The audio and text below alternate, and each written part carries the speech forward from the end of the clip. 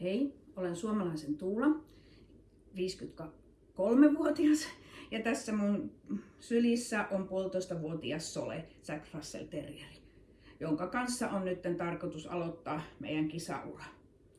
Ja tavoitteethan meillä meidän kisauran suhteen on vähintään SM-tasolle, eli toisin sanoen niin pitkälle kuin rahkeet riittää.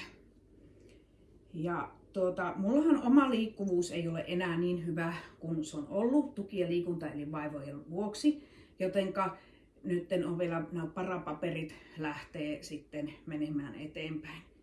Ja tältä koulutukselta nimenomaan toivoisin vielä lisää apua, neuvoja ja ohjeita tähän koiran itsenäiseen kouluttamiseen, koska siihenhän minä olen panostanut minun nykyisen kisakoiran kanssa ja sitten siihen panostan tämän pikkusenkin kanssa.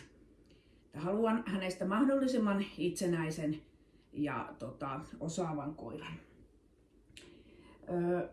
Vahvuuksia meillä ainakin on se, että me ollaan todella motivoituneita ja nimenomaan motivoituneita myös tarjoamaan näille minun koulutettaville myös sitä lisää tietotaitoa, koska minä rakastan kouluttamista ja minusta on ihana, kun minä saan viedä uutta tietoa ja uutta taitoa myös näille minun oppilaille. Ja toivon todella, että päästäisi sinne, saataisiin kaikki, koko meidän seura ja myös lisää oppia. Ihanaa syksyn jatkoa. Heippa!